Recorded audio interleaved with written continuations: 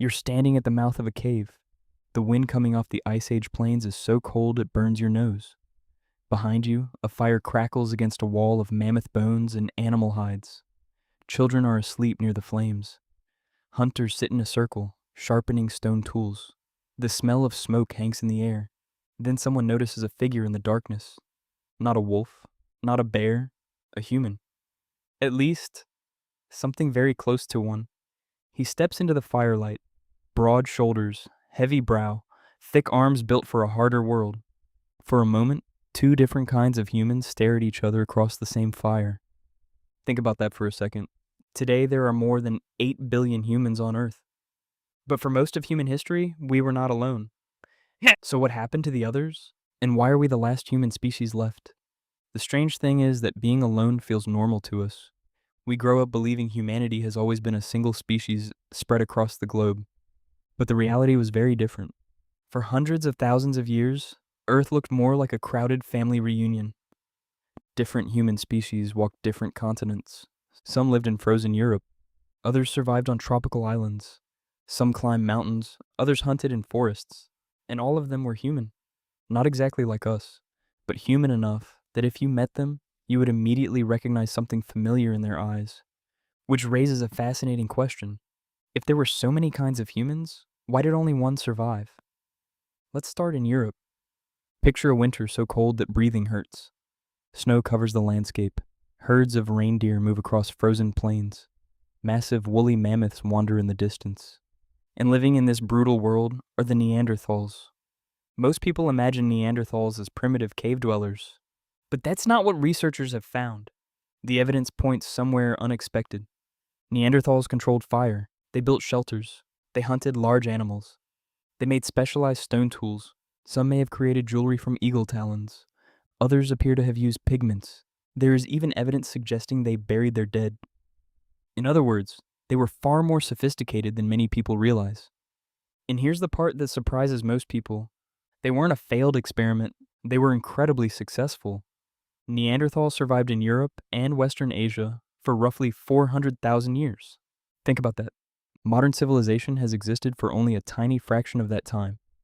Yet around 40,000 years ago, something happened. Their tools disappear, their camps disappear, their species disappears. So where did they go?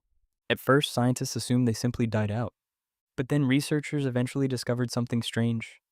The answer was already inside us. When scientists began studying human DNA, they found fragments that didn't belong. Outside Africa, nearly everyone carries Neanderthal DNA. Roughly 1 to 2% of the average person's genome comes from them. That means Neanderthals didn't completely vanish. Some became part of us. The story wasn't just extinction, it was also family. And that's where things get interesting, because Neanderthals weren't the only human species sharing the planet with us. Now imagine an island deep in Indonesia, dense jungle, volcanic mountains, giant rats running through the undergrowth. And living here is one of the strangest humans ever discovered. They stand barely a meter tall, small enough that their skull could fit comfortably in your hands. Researchers named them Homo floresiensis. Most people know them as the hobbits. At first, scientists couldn't believe what they were seeing. The skeletons were tiny, the brains were tiny. Yet scattered around them were stone tools. These people hunted. They survived. They adapted to island life. And they may have lived until around 50,000 years ago.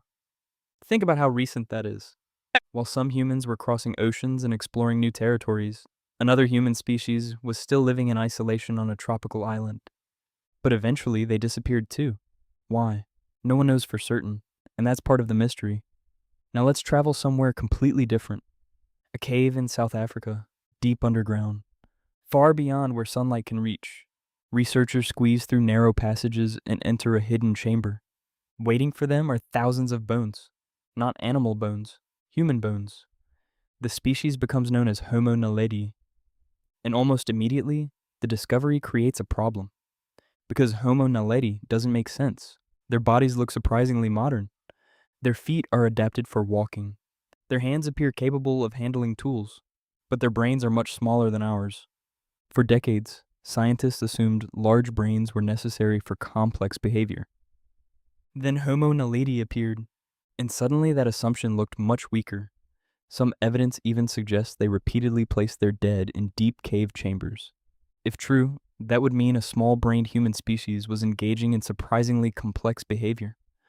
The more researchers learned, the stranger the story became. But perhaps the biggest surprise of all came from Siberia. Not from a skull, not from a skeleton, not even from a complete bone, just a tiny fragment. A piece of finger bone discovered inside Denisova Cave. It looked insignificant, but when scientists analyzed its DNA, they realized they were looking at a human species nobody knew existed, the Denisovans. Imagine that. An entire branch of humanity discovered from a single bone fragment. Researchers had almost no idea what these people looked like. Yet their DNA was everywhere, from Tibet to Papua New Guinea, from mountain populations to island communities. Their genetic fingerprints were hiding inside living people. And then scientists uncovered something even more remarkable. Inside Denisova Cave, they found the remains of a teenage girl. When they sequenced her DNA, they made an astonishing discovery. Her mother was Neanderthal, her father was Denisovan. Think about that for a second. We often imagine ancient human species as completely separate groups. But reality was messier. These weren't isolated worlds. They met. They interacted. They formed relationships. They had children. The human family tree wasn't a tree at all. It was more like a tangled web. Which raises another question. If these species were so successful, why didn't they survive? Most people assume there must have been one dramatic event, a massive war, a catastrophic disaster, some kind of prehistoric apocalypse. But that's probably not what happened. The reality appears much more complicated.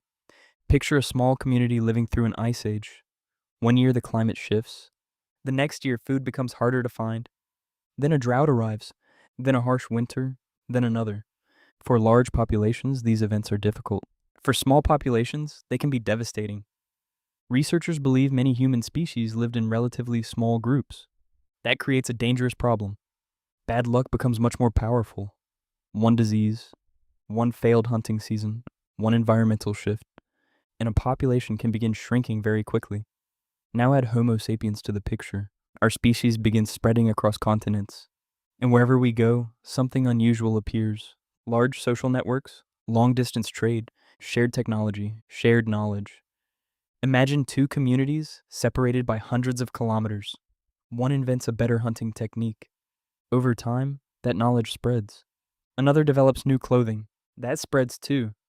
Ideas begin moving faster than people. This was essentially the prehistoric version of information sharing. No internet, no phones, no writing. Yet knowledge could still travel enormous distances. And that may have changed everything. Because survival isn't just about strength, it's about adaptation. When climates changed, connected groups could learn from each other. When resources disappeared, alliances helped people survive. When one group struggled, another might provide support. Researchers increasingly think this network effect may have been one of our greatest advantages. Not bigger muscles, not necessarily bigger brains, but cooperation at a larger scale. And here's the surprising part. The more we learn about extinct humans, the less different they appear. In Spain, researchers studying ancient cave art found red markings that may predate the arrival of modern humans. If the dates are correct, Neanderthals were creating symbolic art long before Homo sapiens entered the region. Suddenly, the gap between them and us becomes much smaller. They weren't mindless creatures. They were people, different people, but people. Parents worrying about children, friends sitting around fires, hunters planning tomorrow's journey, families trying to survive another winter. And maybe that's what makes this story so fascinating. The disappearance of the other human species wasn't simply the end of competitors. It was the loss of entire ways of being human, entire cultures, entire histories, entire perspectives on the world. For most of human history, humanity was a chorus. Today, only one voice remains, but traces of the others are still here, in our DNA, in ancient caves, in forgotten footprints preserved in mud, in a tiny finger bone hidden inside a Siberian cave. And perhaps that leaves us with a bigger question. If humanity once existed in many forms, and only one survived, what was the real difference? Was it intelligence, technology, luck, cooperation? Or was it simply that our ancestors became exceptionally good at turning strangers into allies? Because if that's true, then the story of the last human species isn't really about extinction. It's about connection. And somewhere, deep inside a cave wall covered in ancient handprints, there's a reminder that all those vanished humans wanted the same thing we do: to leave a mark, to be remembered, to reach across time and say, we were here too.